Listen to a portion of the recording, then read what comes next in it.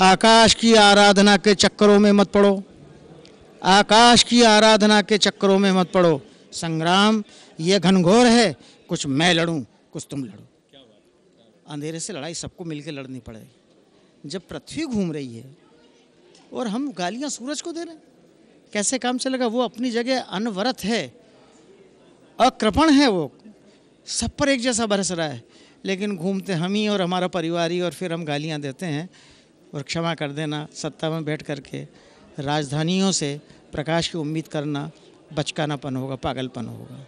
हम सबको लड़ना पड़ेगा। आज मान लीजिए हम हिंदी को मानते हैं अंधेरे में, तो बैरागी लिखता है कि हे अमावस्या लड़ाई, युद्ध है अंधियार से। आप यहाँ हिंदी विश्व हिंदी सम्मेलन में बैठे हुए हैं और यहाँ कितने लोगों को जगमगाता हुआ देख रहे हैं आप। है अंधेरे से लड़ाई, युद्ध है अंधियार से। इस लड़ाई को लड़े हम कौन से हथियार से? इस लड़ाई को लड़ें हम कौन से हथियार से? तो एक नन्हा दीप बोला, दिया छोटा सा मिट्टी, एक नन्हा दीप बोला मैं उपस्थित हूँ यहाँ। एक नन्हा दीप बोला मैं उपस्थित हूँ यहाँ। रोशनी की खोज में आप जाते हैं कहाँ? रोशनी की खोज में आप जाते हैं कहाँ? अरे आपके परिवार में नाम मेरा जोड़ दें, पर आप खुद अंधियार से यारी निभाना छोड़ दें। अब हम खुद ही अगर हिंदी का हस्ताक्षर करने में जिनके हाथ कांपते हों, वो हिंदी का झंडा उठाना शुरू करेंगे तो मुश्किल होगी। अपना हस्ताक्षर तो हिंदी में कर दे भाई। आपके परिवार में नाम मेरा जोड़ दें, बस आप खुद अंधियार से यारी निभाना छोड़ दें। और चलिए एक छंद और पढ़ देता हूँ, आपने गुदगुदाया है तो थोड़ा सा और गौर करें। ये छंद मेरा अच्छे छंदों में से एक, जो सबसे पहला छंद पढ़ा मैंने वो छंद तो मुझे अमर रखेगा, मेरे बाद रहेगा वो। लेकिन हमको पढ़ाया गया करोड़ों सूरज है ब्रह्मांड में, और ये सत्य भी है, करोड़ों सूरज हैं। लोग नए नए सूरज, नए नए चांद, नए नई चीज़ें ढूंढ रहे हैं। करोड़ों सूर्य लेकिन सूर्य हैं बस नाम के। हैं करोड़ों सूर्य लेकिन सूर्य हैं बस नाम के। जो न दे हमको उजाला वे भला किस काम के। जो न दे हमको उजाला वे भला किस काम के। अरे जो रात भर जलता रहे उस दीप को दीजिए दुआ। अंधेरे से वो लड़ रहा है, जो रात भर जलता रहे उस दीप को दीजिए दुआ। सूर्य से वो श्रेष्ठ है, तुच्छ है तो क्या हुआ। सूर्य से वो श्रेष्ठ है, तुच्छ है तो क्या हुआ। और शायद ये पंक्तियाँ आपको ठीक ठीक गुदगुदाए। अरे वक्त आने पर मिला ले हाथ जो अंधियार से, वक्त आने पर मिला ले हाथ जो अंधियार से, वक्त आने पर मिला ले हाथ जो अंधियार से। संबंध उनका कुछ नहीं है सूर्य के परिवार से। क्या बात है, क्या बात है, क्या बात है, बहुत अच्छा। मेरे हाथ में एक माइक ना होता तो बहुत सारी तालियां गूंज रही होती, और मेरे साथ हमारे दर्शकों की ओर से भी ये जो अंतिम पंक्तियां इनको फिर से दोहराएं। मैं फिर से दोहराता हूँ। हैं करोड़ों सूर्य लेकिन सूर्य बस नाम के। जो न दे हमको उजाला ये भला किस काम के। जो रात भर जलता रहे उस दीप को दीजिए दुआ। सूर्य से वो श्रेष्ठ है, तुच्छ है तो क्या हुआ। अरे वक्त आने पर मिला ले हाथ जो अंधियार से। संबंध उनका कुछ नहीं है सूर्य के परिवार से। और मैं इतना बार कहना चाहता हूँ आपके माध्यम से, माँ की आरती में, पूजाओं में, प्रार्थनाओं में, गिरजाओं में, मंदिरों में, मस्जिदों में, कहीं चले जाइए, गुरुद्वारों में, आरती में और श्रृंगार में केवल जलते हुए दिए रखे जाते हैं, बुझे हुए दिए नहीं रखे जाते। इसलिए अपनी ज़िंदगी को ऊर्जस्वी रखो, जलता हुआ रखो, धड़कता हुआ रखो, ओजस्वी रखो, मुखर रखो, किसी की परवाह मत करो, अंधेरे की ऐसी तैसी। क्या बात है, क्या बात है। बालकवि बैरागी जी के साथ जब आप बैठते हैं और वो इस प्रकार अपने को अभिव्यक्त करते हैं तो हमें सचमुच ऐसा लगने लगता है कि जीवन पूरी तरह से जीने के लिए है और उसको पूरी ताकत के साथ अपना लेना चाहिए। और जब आपने अपनी ताकत के साथ कविता को साथ रखते हुए राजनीति को अपनाया तो इन दोनों में आपको कभी ऐसा लगा कि ये दो अलग अलग नावें हैं? नहीं, मैं इन्हें अलग अलग नाव नहीं समझता। मैं ये मानता हूँ मेरे परिवार में मुझसे पहले राजनीति में कोई नहीं रहा और मैं नहीं जानता मेरे बाद वाले क्या करेंगे।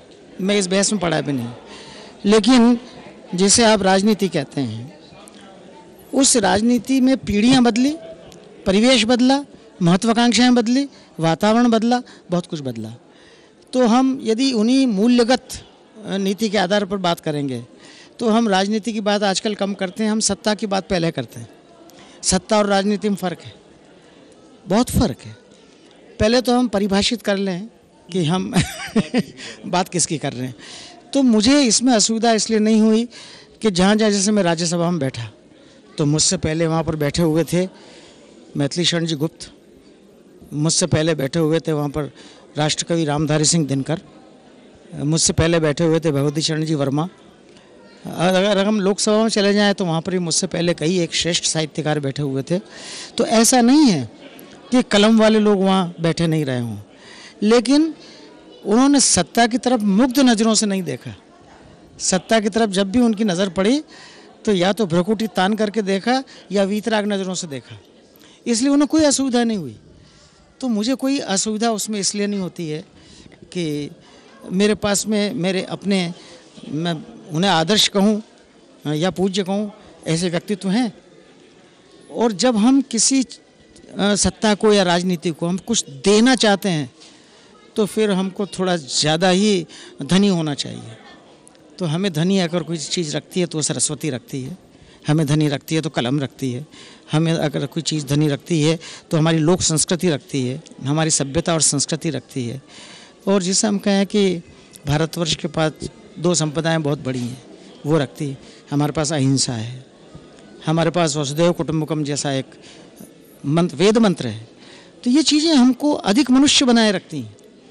मनुष्य तो हम पैदा हुए हैं कि हैं, ये भी एक बहस है। पैदा तो हम हाँ, पैदा तो हम मनुष्य हो गए, लेकिन अब जिसे हम मनुष्य कहें वो तो हमको होना है। तो बड़ा विचित्र सा लगता है लोगों को, लेकिन मुझे इसमें कुछ असहज नहीं लगता। और ये कारण है कि मैं बड़े से बड़े व्यक्ति से अपनी बात कह सकता हूँ, बड़े से बड़े व्यक्ति से आपकी बात कह सकता हूँ, बड़े से बड़े व्यक्ति से मैं उस पेड़ पौधे की बात कह सकता हूँ जिसको सींच करके उसका माली मर चुका है, उसकी बात कर सकता हूँ, वहाँ कह सकता हूँ।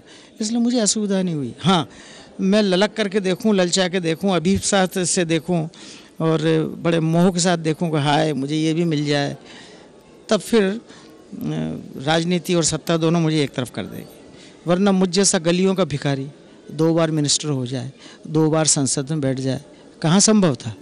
मैं तो स्ट्रीट बेगर था, जिसे भिखारी शब्द तो क्षमा कर देना अशोक जी, भिखारी शब्द तो गरिमा वाला है।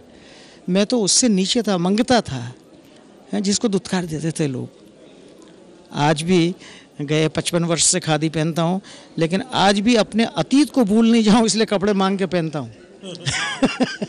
जितने कपड़े मेरे शरीर पर आप देख रहे हैं इस वक्त में, आपके दर्शक यदि आपका कैमरा मुझे पूरा दिखा रहा हो तो मेरे पाँव के जूते से लेकर के मेरे गले की इस कुर्ते तक, इस जैकेट तक, हर चीज़, हर कपड़ा मेरा मांगा हुआ पहना हुआ है, किसी न किसी दोस्त ने दिलाया है। क्षमा कर देना। और इसमें मुझे कोई संकोच नहीं होता, कोई संकोच नहीं होता। मेरे बच्चे आज भी मुझसे कहते हैं क्या पापा आप ये मांग रहे हो, क्या पिताजी आप ये मांग रहे हो। मैं उनसे कहता हूँ बेटे ईश्वर करे, मैं एक प्रार्थना करना चाहता हूँ आपके बच्चों के लिए भी, आपके दर्शकों के बच्चों के लिए भी, आप सबके बच्चों के लिए भी, जो भी मुझे देख रहे हैं उन सब के बच्चों के लिए भी, कि भगवान मुझ जैसा सुख सबको देना, मुझ जैसा दुख किसी को मत देना, ये मैं प्रार्थना करता हूँ। बालकवि जी, मैं आपसे ये पूछना चाहता हूँ कि जब आप लिखते हैं और अलग अलग विधाओं में आपने अपने को व्यक्त किया है, गज़लें भी, गीत भी और कुछ छंद मुक्त रचनाएं भी रही होंगी, तो इनमें विशेष आपकी प्रिय कोई विधा है ऐसा, या सहज रूप से बात अपनी विधा को तय कर लेती है? बहुत अच्छी बात यह है अशोक जी, आपने अच्छा प्रश्न किया मुझसे, बहुत अच्छी बात है। हमारे यहाँ पर यदि हम शुरू से देखें भारतवर्ष में, चूँकि भारत हमारा आधार है, भारत को लेकर के ही तो हम बात करेंगे ना आपसे। एक चीज़ का ध्यान रखिएगा कि भारत में कविता, पहली कविता किसी फूल को देख करके नहीं लिखी गई, किसी नदी को देख के नहीं लिखी गई, किसी चांद चांदनी को देख के नहीं लिखी गई, किसी जिसे कहते हैं ना कि किसी मुग्धा को देख करके, किसी प्रीतमा को देख करके नहीं लिखी गई, किसी चेहरे को देख करके नहीं लिखी गई। पहला छंद जब फूटा तो करुणा से लिखी गई। क्रौंच और क्रौंची मैथुन रथ थे, संभोग रथ थे, बहेलियन तीर मारा, पुरुष क्रंच नीचे गिर पड़ा करके। तो महाकवि वाल्मीकि के मुँह से पहला छंद जो छूटा वो अनुष्टुप छंद था, और करुणा से कविता आई। जब तक आपके पास करुणा है, संवेदना है, तब तक आपके भीतर कविता बराबर लहरें लेती रहेगी, हैं, अपनी सौरभ और अपनी सुषमा आपको देती रहेगी। इसलिए वो छंद में है कि स्वच्छंद में है कि मुक्त छंद में है, गीत में है कि अगीत में है, लय में है कि अलय में है, इस बहस में भारत कभी नहीं पड़ा। जैसे जिसको मुक्त छंद कहते हैं, 5000 वर्षों से मालवी का एक पंक्ति पढ़ता हूँ मैं, एक पंक्ति। आप मुझे छंद ढूंढ के बता दीजिए। तो मैं छंद का विरोधी नहीं, मैं तो छंद का कवि हूँ। मैं तो पहली जो रचना लिखी मैंने वो छंद में लिखी, मात्राओं के आधार पर लिखी, कविता का आधार। लेकिन एक पंक्ति पढ़ता हूँ मालवी की। गंगा यात्रा से लोग आते हैं, आकर के उनका स्वागत घर पे किया जाता है, तो कंधे पर लाते हैं पानी गंगा का, कांवड़ में रख करके लाते हैं। आप जानते होंगे ये शब्द आपका परिचित होगा, कांवड़, कांवड़िया कहते हैं उसको। अब मैं एक ही पंक्ति पढ़ रहा हूँ, आप मुझे बताना कि इसमें छंद ये कहाँ है मात्रा न कहाँ है तुक न कहाँ है छंद। वो कहती है महिलाएं गीत गाती गाती, 5000 साल से ये छंद मेरी माँ के कंठ में था, 20,000 सालों से ये छंद मेरी पत्नी के कंठ में है, और 50,000 सालों से ये छंद मेरी पोतियों के कंठ में चला आ रहा है, बहुओं के कंठ में चला आ रहा है।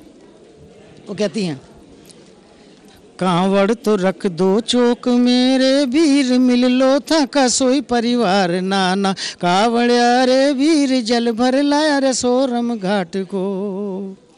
एक पंक्ति है। अब आप इसमें छंद ढूंढिए। मुश्किल है कोई छंद। कांवड़ तो, लेकिन रिदम है, कांवड़ तो रख दो चौक मेरे वीर, मिल लो था का सोई परिवार नाना, कावड़िया रे वीर जल भर लाया सोरम घाट को। अब मैं छंद का गुलाम रहूं कि नहीं रहूं?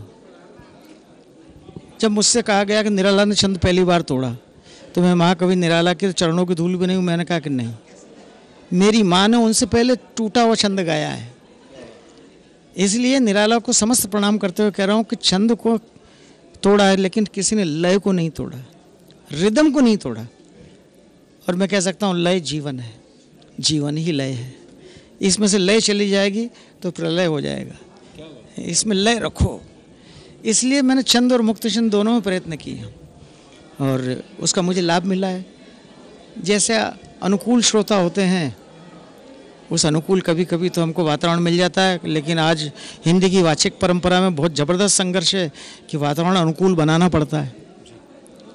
कविता महलों में थी भारत में, वहाँ से उतर कर के नीचे तक आई, तो नीचे तक वहाँ तक आ गई जिसको कहते हैं कि आजकल तो मूंगफली रेवड़ी वाला, ठेले वाला, सब्जी वाला वो कविता की बात करता है, लिखता भी है, पढ़ता भी है, सुनता भी है, समझता भी है, सब करता है। तो जब कविता वहाँ से उतर करके नीचे आएगी, हवेली महल से उतर करके नीचे आएगी और आपके पदतल तक चली जाएगी, तब फिर सबसे पहले कौन सी चीज़ खत्म होगी? सबसे पहले खत्म होगी उसकी गहराई, डेप्थ, क्योंकि वहाँ से उतर के आई है वो। तो लोग कविता की तलाश में बैठे रहते हैं, सारी रात सुनते हैं हमें लोग। ये आपके उस प्रश्न का उत्तर है अशोक जी, जिसमें आपने मुझसे पूछा था कुछ, जिसमें आपने थोड़ा सा मुझे विभोर कर दिया था। वो कहती है मैं गीतों में चांद नहीं ला पाता हूँ, वो कहती है मेरी वो है, ऐसी क्या बात है। वो कहती है मैं गीतों में चांद नहीं ला पाता हूँ और सितारों की दुनिया के इसी पार रह जाता हूँ।